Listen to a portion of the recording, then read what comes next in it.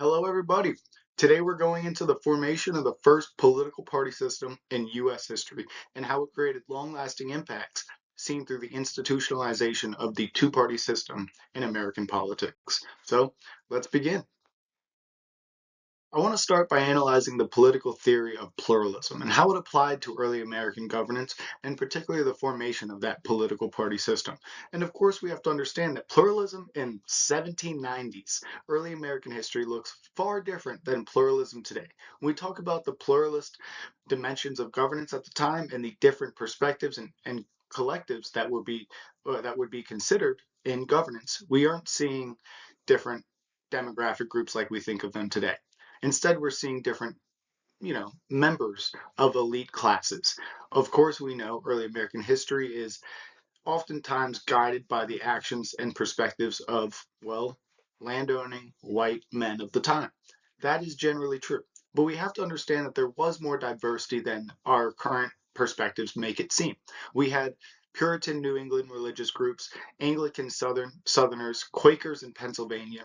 We had those emphasizing commerce and trade policies, building up our economic systems, or plantation and agricultural economic systems of the past. We see vastly different social structures, different ways of living everyday lives. So pluralism is, of course, as we always remember, a theory that views politics as a conflict amongst these diverse and numerous groups within a single system of government. So we have these different religious collectives, different economic approaches, and different general social structures guiding a wide range of competition within governance that also entails majority rule, as we have that competition for that majority rule, but with compromise and accommodation, as we could see represented thoroughly throughout early American history in particular. So let's begin. It is worth noting that the first divide in American politics is not the creation of the first political party system. This is more or less represented in the Federalist and Anti-Federalist divide. Of course, not a political party system because we'll talk about this in later slides, but we understand that they do not have campaigning for the executive branch in an organized institutional way. They do not have influence on the executive branch on a direct way as the head of the executive at the time during this division was George Washington. And as we know through his farewell address and all of his actions in office, he was a partisan. It did not represent either political tendency or affiliation. We also see when we look at this time period, the Anti-Federalists were unorganized. They were mainly known as an opposition group. They lacked an adequate party platform. They couldn't even write anti-federalist papers under the same pseudonym in many instances, and we see that they dissolved, at least they lessened the rate in which individuals identified as anti-federalists after the ratification of the Bill of Rights in 1791.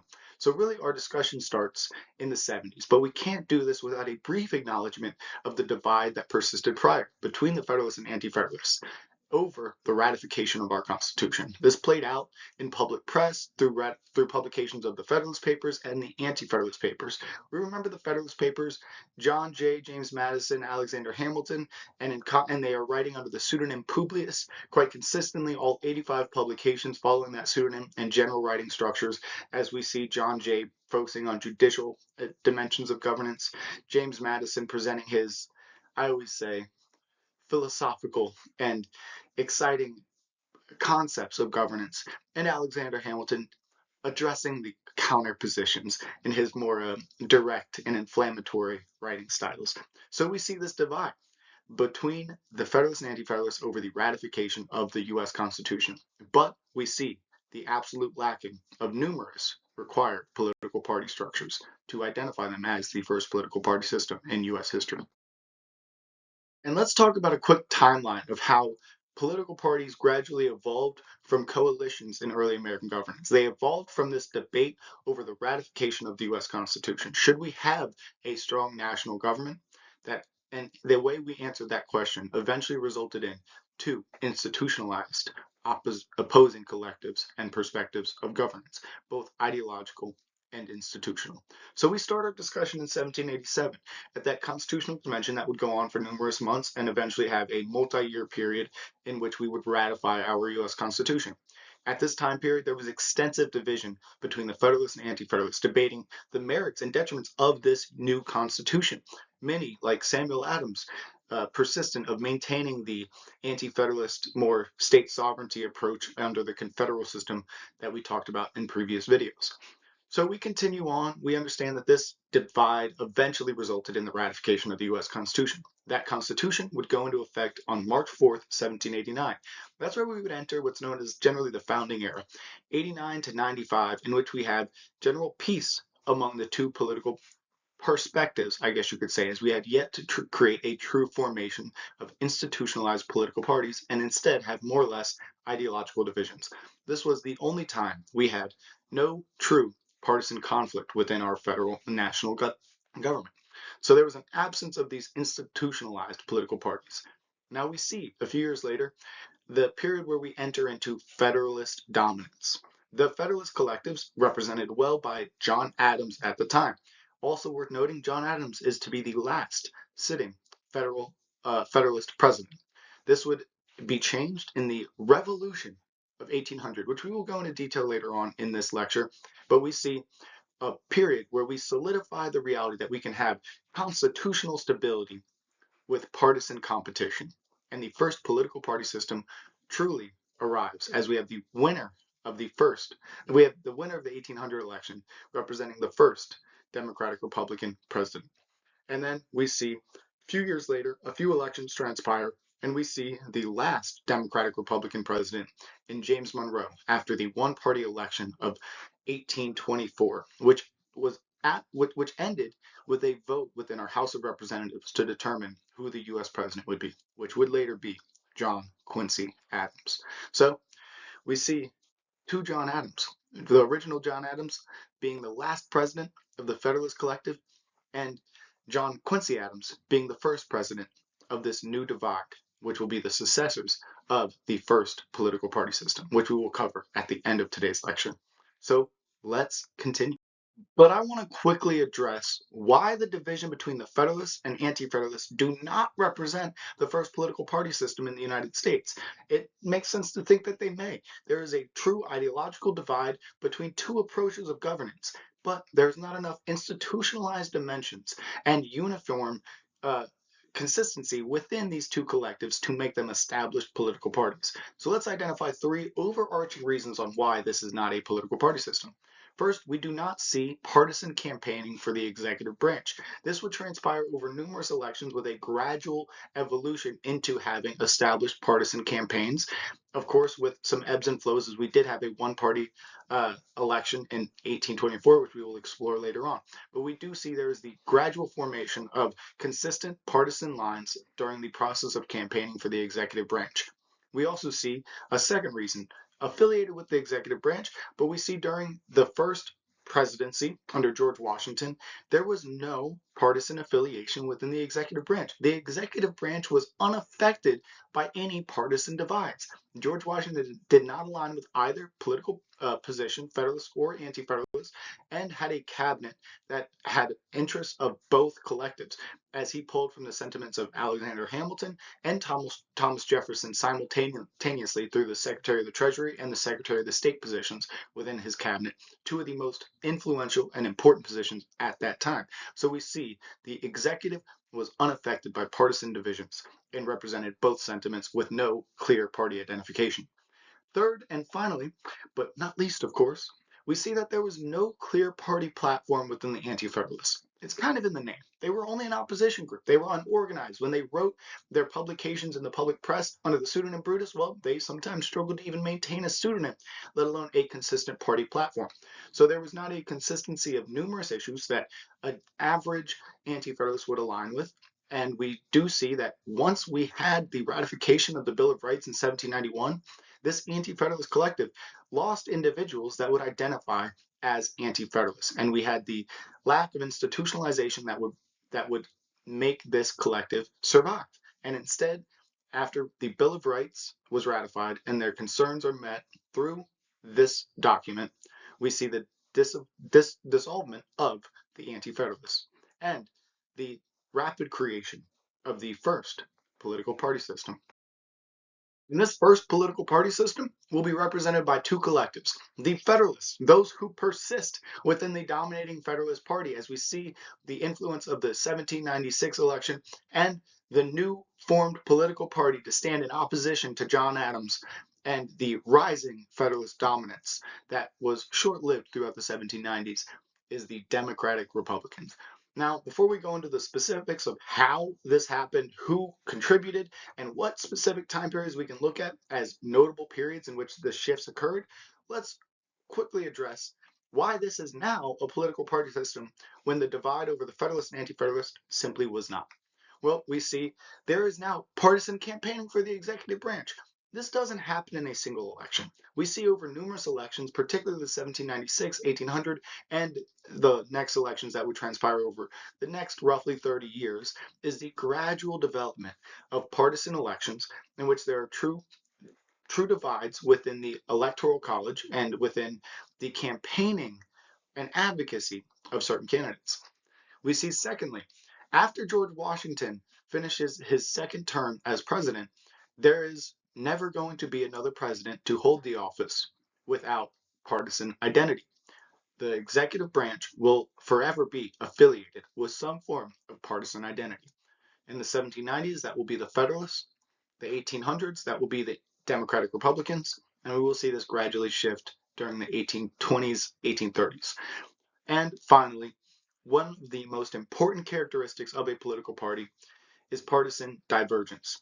You need to have true unified political agendas. You need to have one side calling for specific actions with the average representative of the opposite perspective calling for opposing policy positions. Now, we see this in issues like the size of the national government. That issue was still persistent during the Federalists and Anti-Federalists, but it developed to entail many more specific examples of how we can ensure either a strong or weak national government, like concerns over governance. How should we have people accountable? How should we have checks and balances? How should power be distributed between state and national entities? We also have constitutional interpretations. How will we interpret our guiding documents, our Constitution? Should we strictly interpret it or loosely interpret it? Well, different affiliations maintain different sentiments on average. And we also see significant divergence between national economic policies, both protectionist or laissez-faire economic policies, and foreign alliances, as we were divided between creating a stronger alliance with our brotherly revolutionary or sisterly revolutionary state in France or the world hegemon in Britain. So let's start by exploring the Federalist Collective. We see their political party symbol represented behind me in this photo, and we have the general overarching policy positions maintained by the average individual who identifies as a Federalist at the time. This collective had majority dominance within our national government throughout the 1790s during John Adams' presidency, but we know after his one-term presidency and his fall following the Alien Seditions Act and the general popular outcry against those policies, the Federalists were to never hold office again. So when they were in office, what policies were they advocating for? Well, we see an overarching advocacy for federalism and a strong role for the central government to unite the states. If the central and national government is strong and has the ability to unify states and respond in times of need, we will be protected from threats like Shays' Rebellion, in which we see the general undertones of what the founding fathers feared could happen in a state led by mob rule or a state without enough national unity that results in anarchy. So Shays' Rebellion occurred. We covered this in past videos, but we remember very briefly that it was a farmers' rebellion in Massachusetts that had a handful of people lose lives and thousands of farmers contribute to trying to raid arsenals and impede government activities in certain government buildings. So this was responded by the national government responded to this with basically zero response. They were slow, they could not mobilize. And this is one of the biggest threats that the Federalists would view to governance. So they wanted to address this by strengthening the national government so we did not become vulnerable to any mob rule or any anarchical periods of time. One of the ways that they intended to do this was by using that Constitution that we just ratified and using it in a very specific way. Remember when we generalize what a constitution is? In the United States, our federal constitution acts as a restriction, a guideline, but also a restriction, particularly our Bill of Rights, on the national government's powers and activities. So we see the Federalists, if you understand the Constitution as a restriction, would rationally want to loosely interpret that Constitution through broad constructionism that allows them to, some would say, bend the rules or bend the interpretation to allow for the state to respond to new threats. If you were interpreting if you were interpreting the broad constructionism within our Supreme Court in modern days, this would look like living constitutionalism, believing that any issue should consider the guiding documents, but equally consider the development of these threats over time, and allow the state to be a living and breathing document that can respond to new threats. The Constitution be a living and breathing document. Now, we know that once we have a national system, we know why we have that national system. We know how we're going to use our guiding document to protect or enable this national system. We have to acknowledge there are two other things that every state must address: the economy and the reality that we're not the only state on the planet. So, what are we going to do when the economy comes up into national affairs? Well, a federalist would say we need to engage, we need protectionist policies, we need to create a federal bank, we need to lead the assumption of state debts, we need protective tariffs to help build, as we remember from high school history, infant industries in the United States, and help our capacities to compete with the manufacturers in Britain and other nations globally. And when it comes to the Federalist perspective on what we should do on the international stage, because we're not the only ones on this planet, the Federalists have a rational perspective.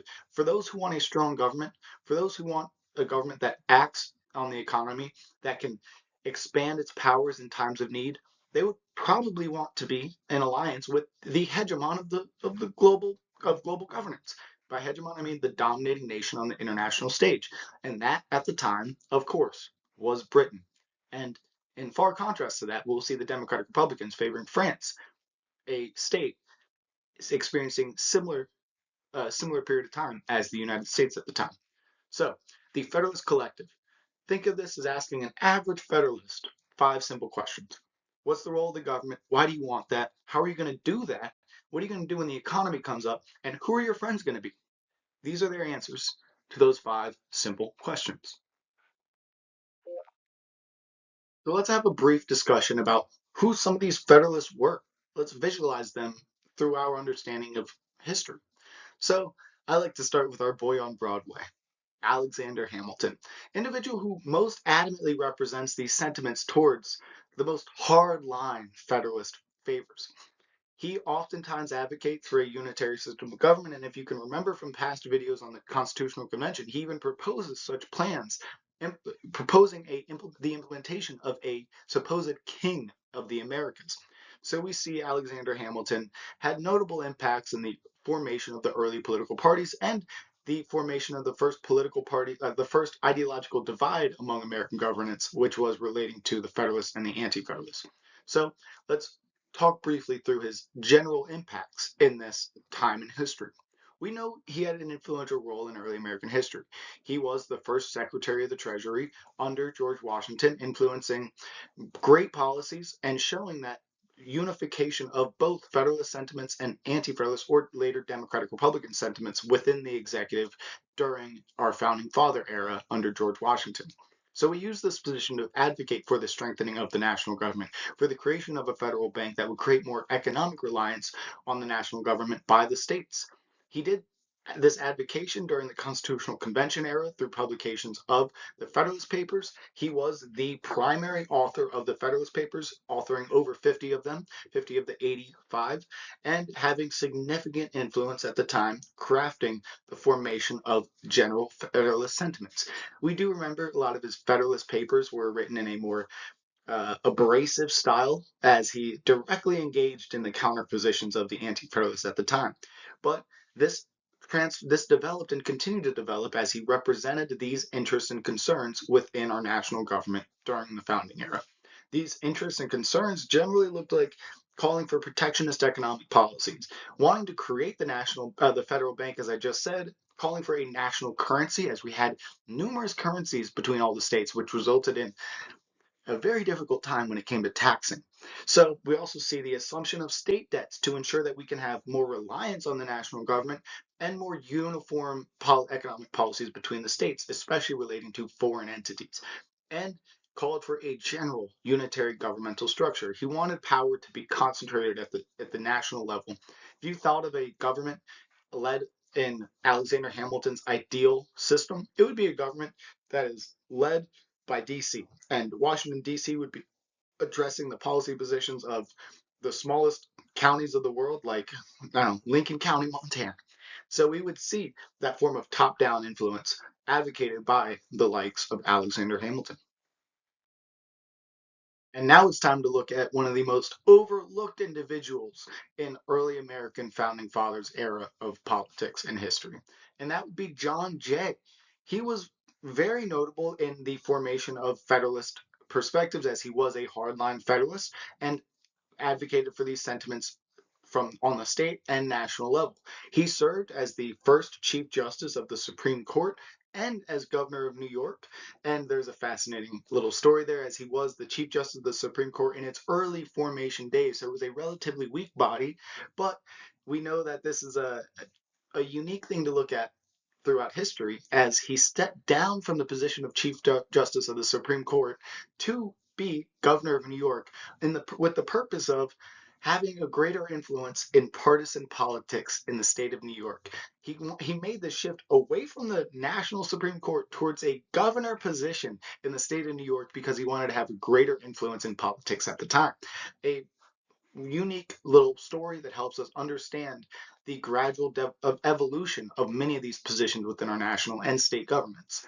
So we also know John Jay had a significant role in drafting the Federalist Papers, as he wrote 5 of them, the least contributing author of the Federalist Papers between Alexander Hamilton and James Madison.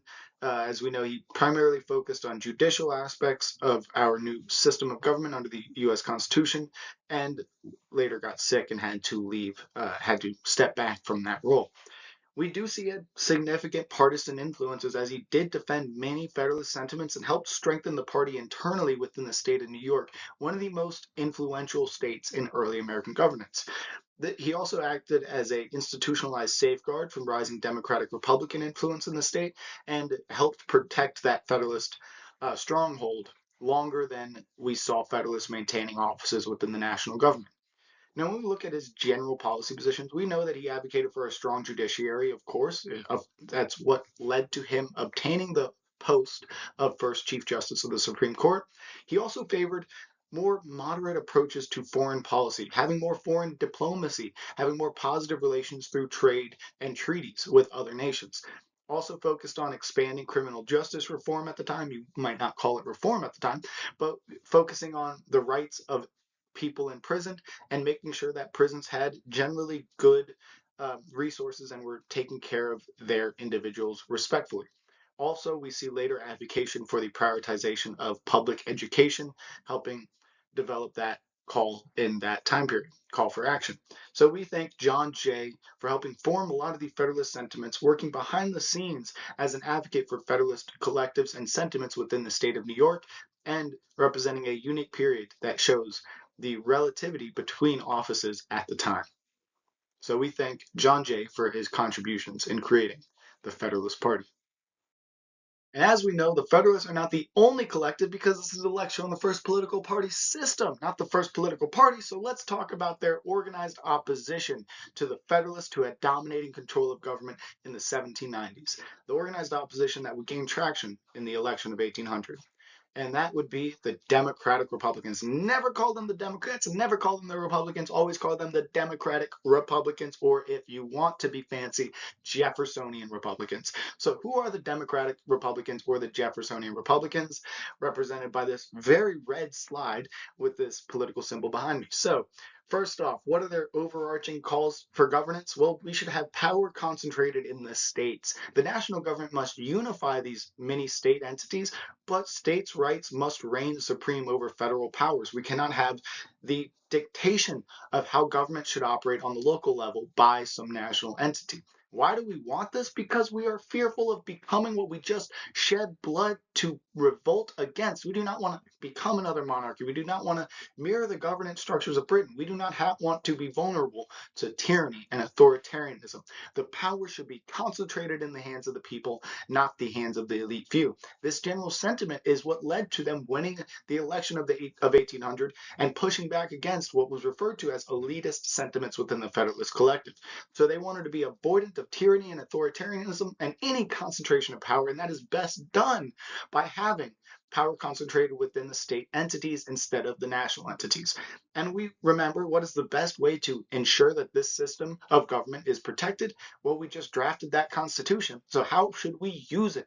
Well, the Democratic Republicans have a contradicting position than those Federalists. They want to say that we need to strictly interpret this Constitution because remember, what is the U.S. Constitution? It is what guides, but mostly restricts the national government. So if we strictly interpret this Constitution, we are applying strict laws and guidelines for the national government that can limit their capacities at times. If they were able to blur the lines between the language of our Constitution, they could blur the lines between the accepted actions of our national government. So they want to strictly interpret that Constitution to protect the states, people, the states and the people.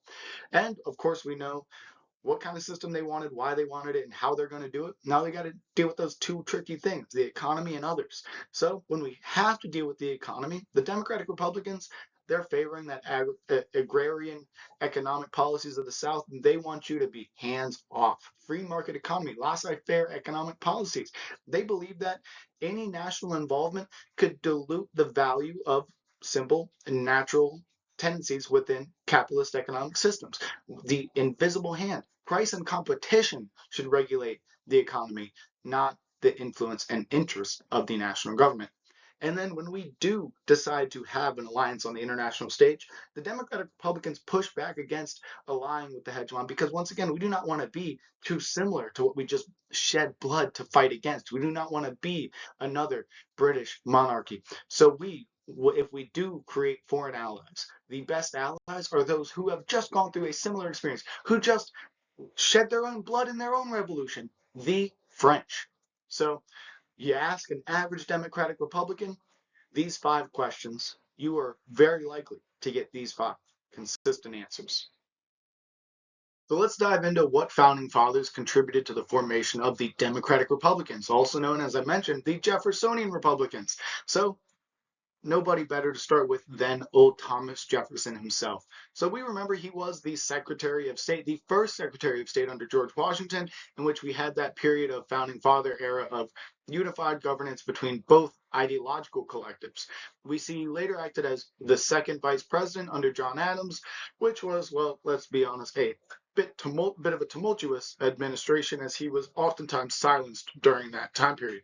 We see he quickly, after the one-term presidency of John Adams, won the 1800 election, as he referred to it as the Revolution of 1800, although there was not a bit of blood shed, and he became the 3rd president of the United States. This all happened, of course, after he drafted the Declaration of Independence, what he is oftentimes most known for, penning those famous words, all men created equal.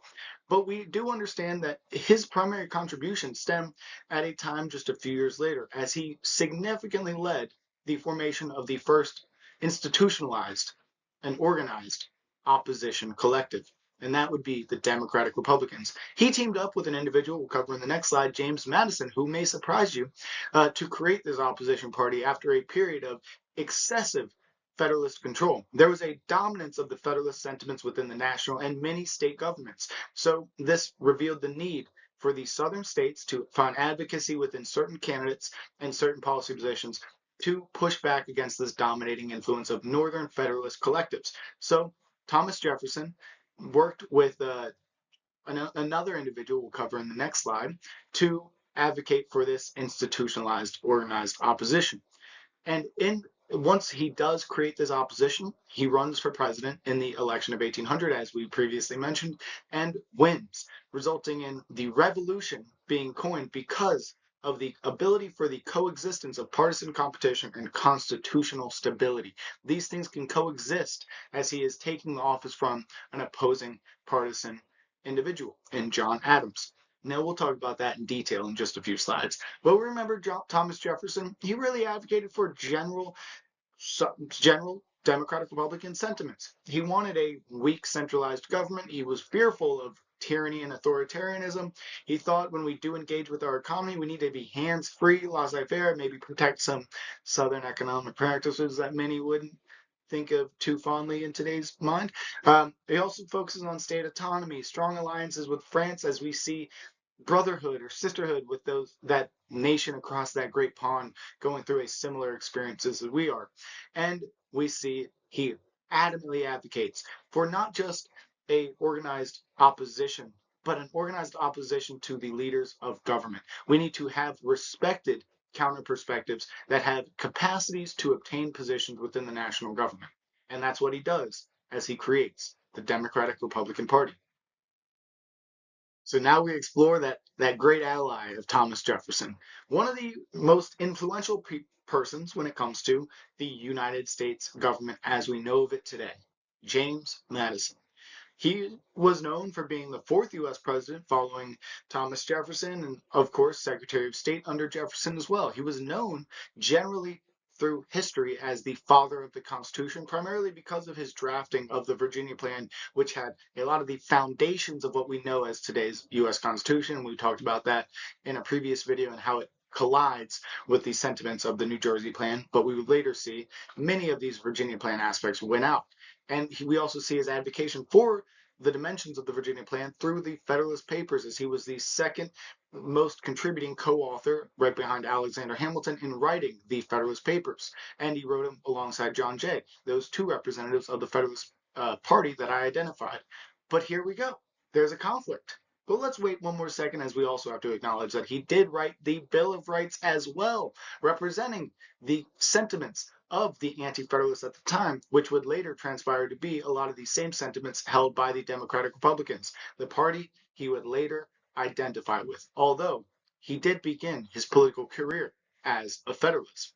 And we see this happening many times in early American history. Many elected representatives, many of our founding fathers, switching political affiliations, changing their perspectives about what is necessary for governance. We remember this from just that time period where the Articles of Confederation was implemented, and there was pretty much universal support, unanimous support for a confederal system of government. That would only last 8 years until our founding fathers were quickly convinced that a federal system would be better fit for their needs. So we remember James Madison had great influence, particularly during the Constitutional Convention, during the early founding eras, and the general 1780s and 90s. But how did he lead the formation of the first opposition political party to the same political party that was formed by himself, by the writings that he penned years prior? So he did leave the Federalist Collective in the 1790s. This was often due to what he identified as excessive national control, excessive Federalist concentration of power, oftentimes represented by the sentiments in John Adams' Alien and Seditions Act, as he lost mass popular support, as he restricted the freedoms of individuals within the United States. He led, during his presidency, a surge of nationalism and national unity during the War of 1812, and is generally referred to and remembered as a positive and unifying collective within history. He was, after being the fourth president, he would solidify a period of absolute Democratic Republican control, which would be later known. We'll wait to explore that in just a few slides. But we will look at this time period and how it resulted eventually in another problematic election, the election of 1824. But we know when James Madison was working within government, when he was advocating for certain policies, he generally advocated for more overarching positions, some of which created the United States government as we know of it, some of which he advocated for as a Federalist, and some as a Democratic Republican, as he called for checks and balances and bicameralism, advocating for those traditional Republican theories. Republican as a scheme of representation, calling for electoral systems within the United States, also advocating for neutrality later on in his professional career regarding foreign policy, using positive trade relations and positive treaty formations, similar to that of John Jay. So James Madison, we thank him for working alongside Thomas Jefferson to push back against the party that he helped create, but he also believed had obtained excessive and absolute control within our national government. So let's go back in time. Let's look at the first actually competitive American election, and that's the election of 1796. We're going to see a trend here in this election and the election of 1800 in which we incentivize the implementation of the 12th Amendment. And we'll talk about the 12th Amendment as well later on. But we know that as a result of this election, we had something that has never happened again in U.S. history. We had opposing partisans holding the executive office simultaneously. Now, yeah, what? Now, visualize this in modern political landscapes. Imagine having, let's rewind a bit. Imagine having Joe Biden and Donald Trump running the executive office together. Imagine having Kamala Harris and Donald Trump running the executive office. Imagine, if you can, go back to these days, Hillary Clinton and Donald Trump running the executive office together as vice president and president. Why would that ever happen? Well, because there was no vice presidential running mates at that time. There were no separate ballots for president, vice president. We would elect the individual to president, and whoever the second runner-up was in that same election, they would be granted the vice presidency.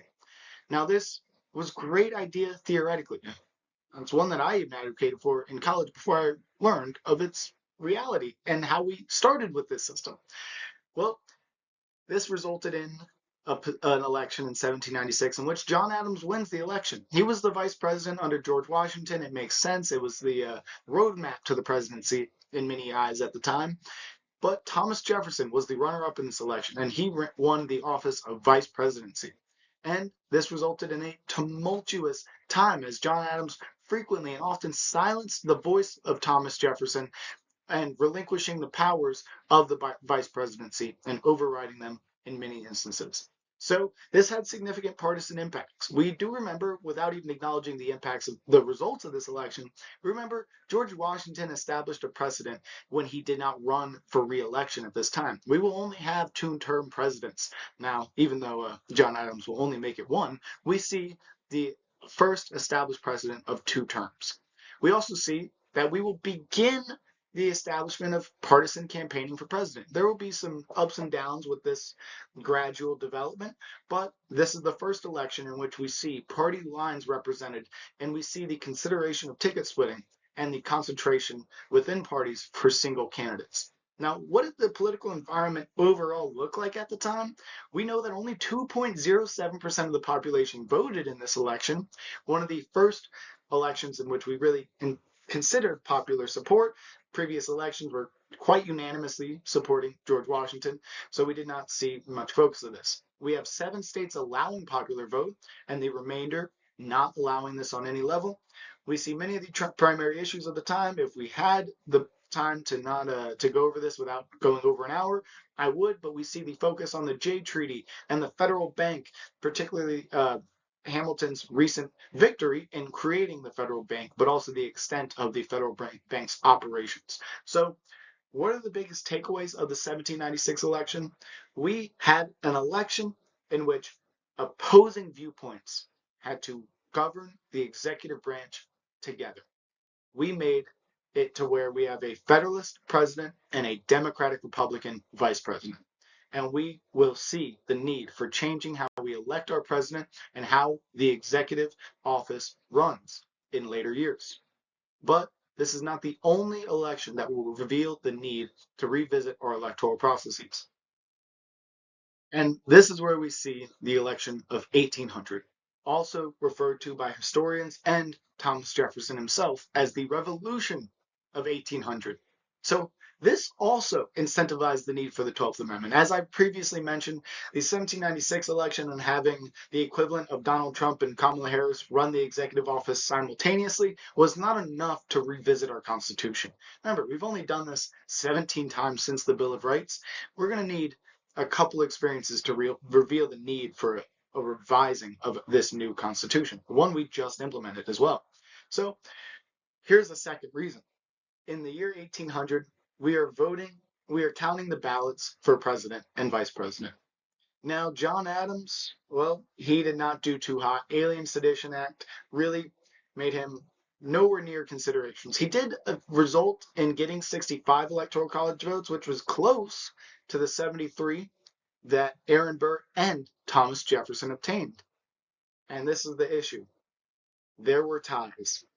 Not only did we have these two individuals end up with 73 electoral college votes in the first round, but also the second and the third and the fourth and the 36th ballots.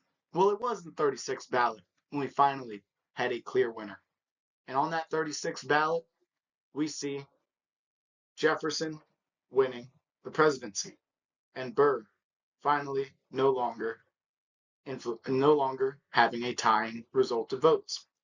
And this was with Jefferson getting 8 state delegations, Burr getting 6 state delegations, and 2 state delegations, Maryland and Vermont, not casting a vote due to divided delegations.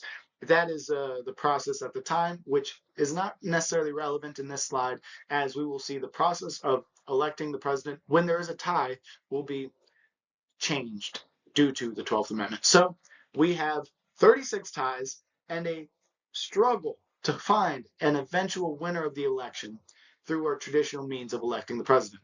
So we need to change how we elect our president. We need the 12th Amendment, and that will come in just a few moments. So when we look at this beyond the impact of incentivizing the need for the 12th Amendment, we do see other additional points being made at this time period. We see a true formation of a two-party system. For the first time, we have the opposing party being represented within the executive office. And not only do we have a transition from a Federalist to a Democratic Republican, but we have a peaceful transition from one power to their opposing partisan collective. This is highly unlikely at the time to occur without any bloodshed, violence, or any form of protest. We see similar events occurring in Europe at the time, resulting in the beheading of kings in the streets in the main city squares. And what are we doing in the Americas? We are peacefully transitioning leadership from one collective to one with contrasting views of governance. We see this is why we call this the Revolution of 1800, the first peaceful transition of power, setting the precedent that partisan competition can and will coexist with constitutional stability. We will maintain constitutional tendencies and practices and integrity while having competition and the ability for us to lose sometimes. So what's the political environment like? This was an election in which we had extensive increases in popular support, popular sentiments, and popular influence. Sorry about that. We see roughly 10% of the population voted in this election, a significant increase from about 2% in the previous election. We do know this, of course, resulted in the first peaceful transition of power, and there are two ways of looking at it, both with a lot of praise, considering how other transitions of opposing power at the time resulted in bloodshed in the streets, but also acknowledging the reality that we went from Thomas Jefferson being the vice president to then being the president, which enabled a bit of a roadmap to accepting and enabling this transition to be quite peaceful. We see that photo in the bottom left representing both Thomas Jefferson and the individual who tied in this election 36 times, Aaron Burr, who would later win the vice presidency as he was the runner-up in the election, who is the individual who will win the vice president. Aaron Burr is also to later be the first vice president to shoot somebody while in office, as he shot and killed Alexander Hamilton in a duel over conflict that stemmed from Washington. So we know why we need the 12th Amendment. Those two elections, 1796 and 1800, we can't have simple 36 ties to figure out who the head of the executive is. We can't have opposing viewpoints having to work simultaneously to lead the executive in any given time period or in any given administration. And how are we going to solve these two threats and these two issues that the most recent elections, 96 and 1800, reveal? Well, we will implement a constitutional amendment, and this amendment will change the way the president and vice president are elected. We will have them voted on distinctly separate ballots. No longer will the runner-up for presidency be the vice president. Instead, we will have you vote specifically for the office of the vice presidency. We will designate rules and laws for how we will determine what will happen if there is a tie within the vote for president and vice president, and determine these actions differently. If there is a tie within the Electoral College, and it's important to mention the Electoral College, not the general vote, the House of Representatives will be responsible for voting for who the president will be after this original tie in the Electoral College. If this happens with the vice president as well, although this has never happened in U.S. history, they will then determine who the vice presidential candidate will be within the Senate. So we see this election of 1800 had those ties. And if the 12th Amendment were in place, this would result in the House of Representatives voting on who the president is, instead of what happened in that election where it was determined by state delegations. The 12th Amendment reads directly, quote, "The electors shall meet in their respective states and vote by ballot for president and vice president," continues, "they shall name in their ballots the person voted for as president, and in distinct ballots the person voted for as vice president," end quote. We will have distinct ballots. We will create a guideline for how we will determine who the winner of an election is when there is a tie within the Electoral College for the president or vice president. But instead of just lecturing on how the 12th Amendment works, let me show you an election where the 12th Amendment was applied. The one-party election of 1824. This is a fascinating time, and it's the only time where we really see this experience happen. And I have to include this in today's slide as we're talking about the formation of the first political party system, as well, it had ebbs and flows in its gradual evolution. And this is a period where it devolved to a one-party system. In the election of 1824, we had a wide collection of candidates. We had numerous candidates from Smith-Thompson, the previous Secretary of War, who withdrew relatively early, John Calhoun, who was the Secretary of War, who withdrew relatively early as well, and then we have four more candidates who held on to the end. William Crawford, the Secretary of the Treasury, who obtained 41 Electoral College votes, Henry Clay, the Speaker of the House, who has later significant impacts in this election, who obtained 37 Electoral College votes. We have John Quincy Adams, the son of John Adams, who was also the Secretary of State previously, who obtained 84 Electoral College votes and 30% of the popular vote. This will be important later on. And then we have the individual many of us remember, and if you don't remember, you might want to go back to some high school history.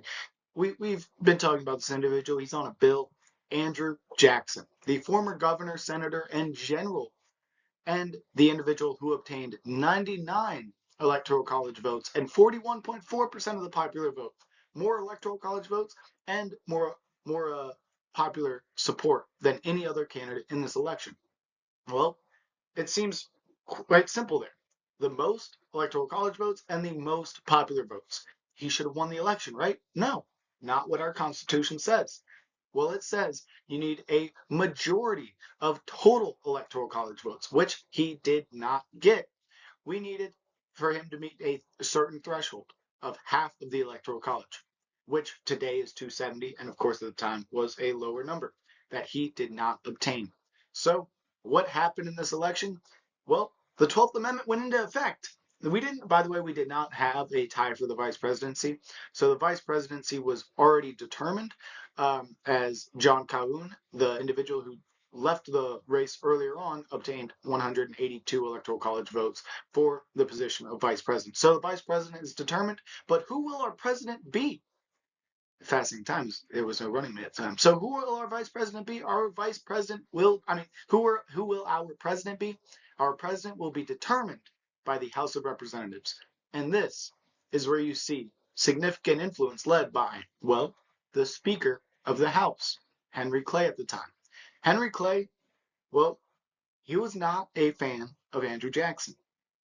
Henry Clay adamantly spoke out within the House and advocated for the removal of Andrew Jackson electoral college votes, removal of votes for Andrew Jackson, and towards John Quincy Adams. This advocacy for John Quincy Adams led mainly due to the disdain of Jackson, significantly helped lead John Quincy Adams to the office of presidency, as the House voted for Adams to be the winner of the presidency. Although John Adams will be the only president in U.S. history to hold the office while not obtaining the majority of the popular vote, nor will he obtain the majority of the Electoral College vote, and will obtain the office due to a House of Representatives vote and the advocacy led by the Speaker of the House, Henry Clay.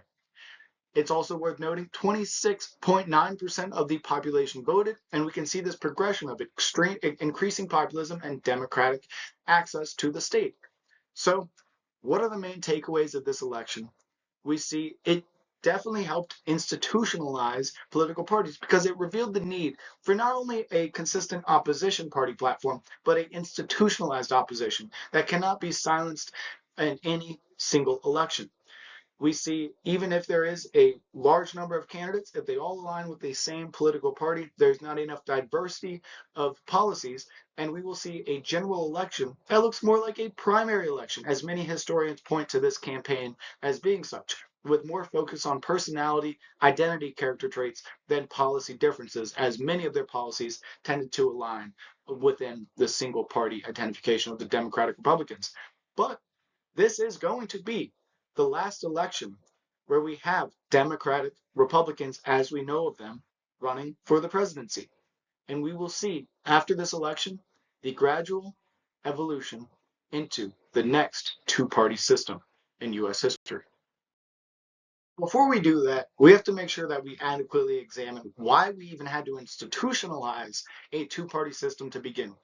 There are three overarching reasons when you take into consideration all of these elections, the actions of all of these individuals in this overarching time period from the 1780s and 90s to the 1830s and 40s.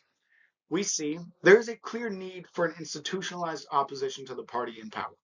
The Federalists dominated in the 1790s, and the Democratic Republicans later dominated in the era of good feelings from 1816 to 1824. As there was in that 1824 election, we see 6 candidates from one political party with no candidates from an opposing political party.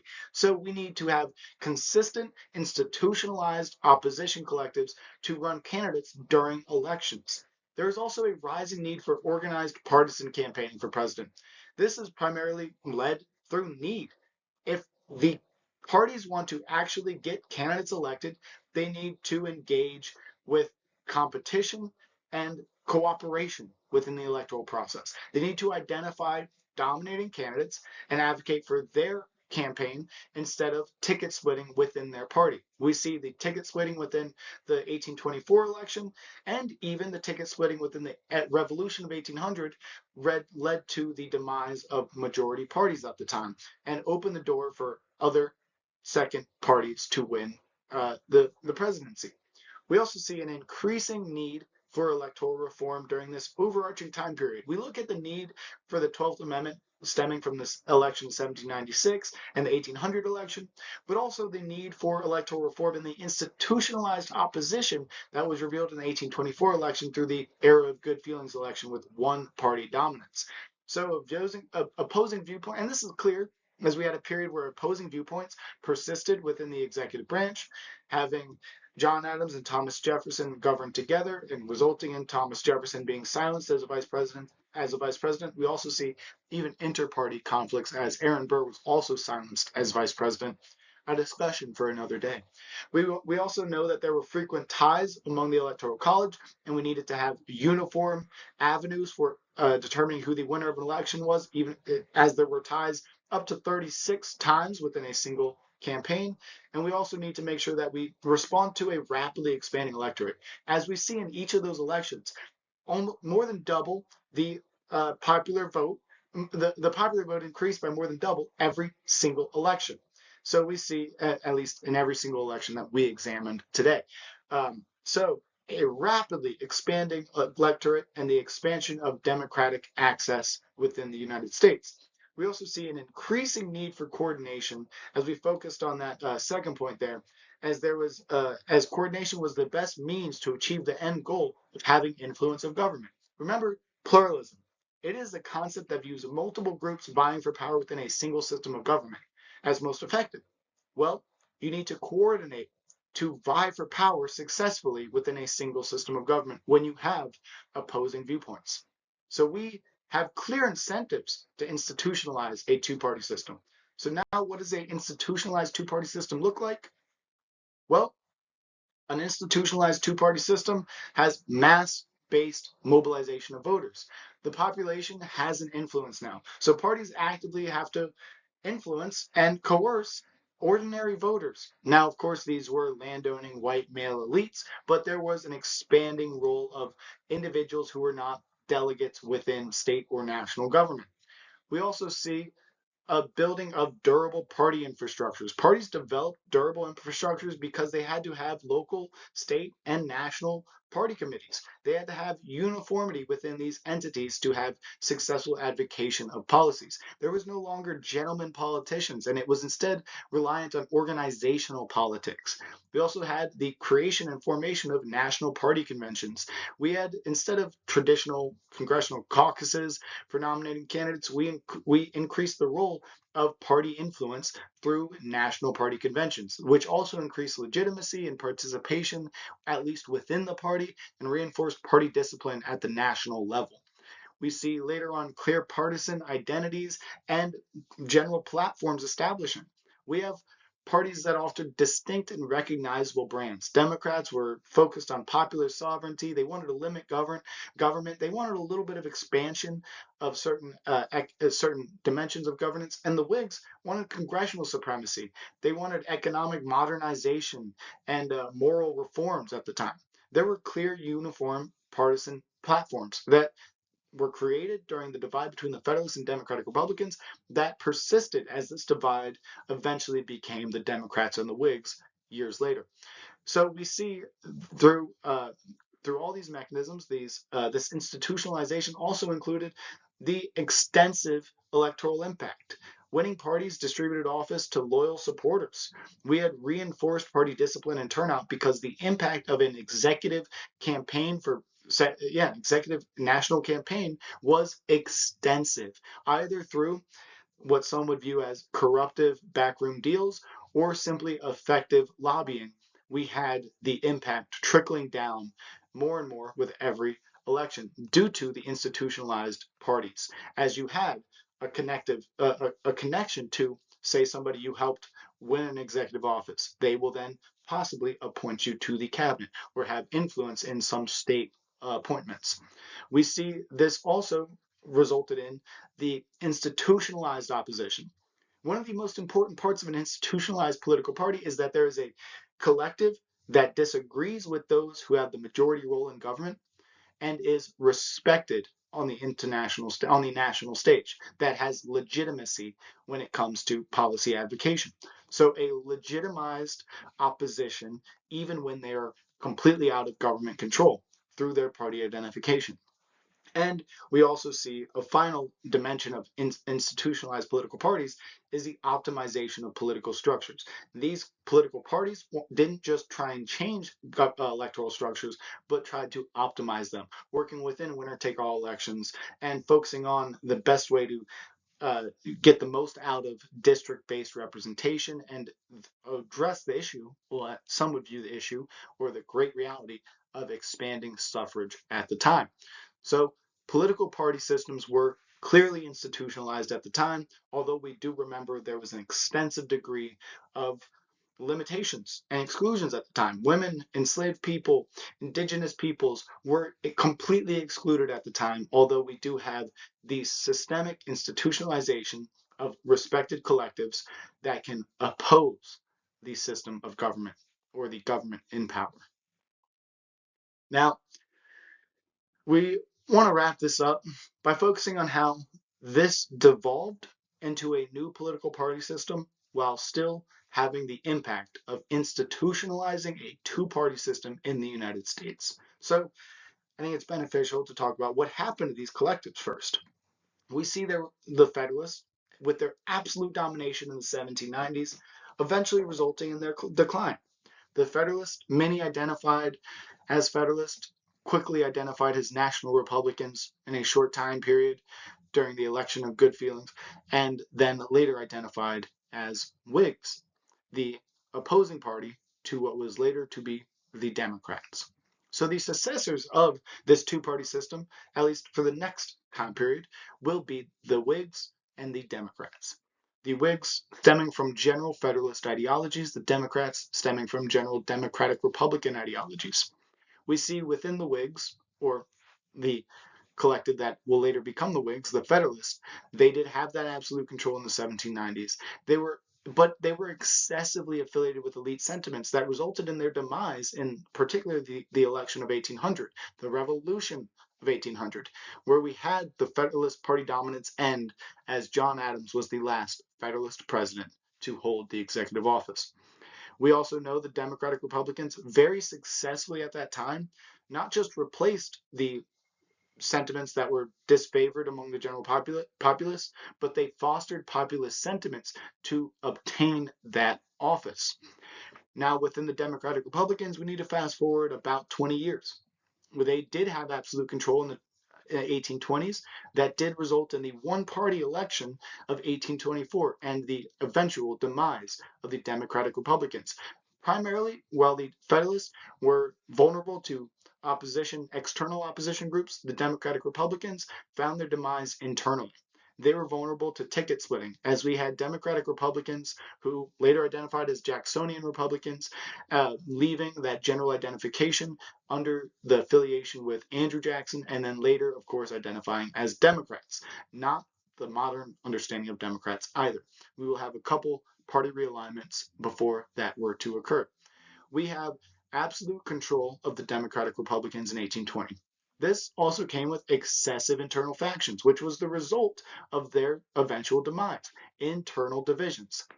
The election of 1824 having 6 candidates trying to distinguish themselves from each other, although they are still advocating for the same party platform, results in a campaign that looked like a primary and resulted in them focusing on identity traits, characteristics of candidates instead of policy avocations. So we see the Democratic Republican dominance ends with James Monroe's presidency, as he was the last president to officially identify as a Democratic Republican. Now, to end the lecture today, we have to address who the successors were, the Whigs and the Democrats. Now, very similar to how the Federalists and the Democratic Republicans developed from the divide between the Federalists and Anti-Federalists, we see a lot of common policy positions being built upon, with some pivotal issues that change perspectives within parties. So, due to the sentiments of the Whigs being elitist, and as they were previously the Federalists, and the Democratic Republicans, well, the Democrats being internally divided as they were the Democratic Republicans, we see this development. So the Whigs are calling for active national government with significant intervention. One of the best means by which power should be concentrated is through the congressional concentration of power. We want Congress on the national level to be the strongest collective. Now, if we were to implement economic interventions, we should engage often. We should have protectionist economic policies within this national government, favored by the Whigs. We also want to favor a weak executive.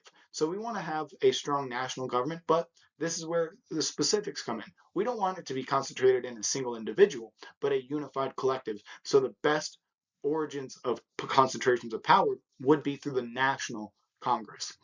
And we can view government as a general tool for social improvement. Government should provide resources to those to improve their lives socially. And when we look at the electoral support of the Whigs, we never push back against the Federalist faults, and we still rely on elite support. Democrats, on the other hand, wanted and advocated for limited national government. They still wanted states to have concentrations of power. They still wanted that state sovereignty and the lack of executive influence. They aligned with a lot of the Democratic Republican sentiments, although differing with some. They advocated for laissez-faire economic policies. When the state does intervene, it should be as limited as possible. And if we do want to have any form of concentration of power, a great place for that concentration is the executive.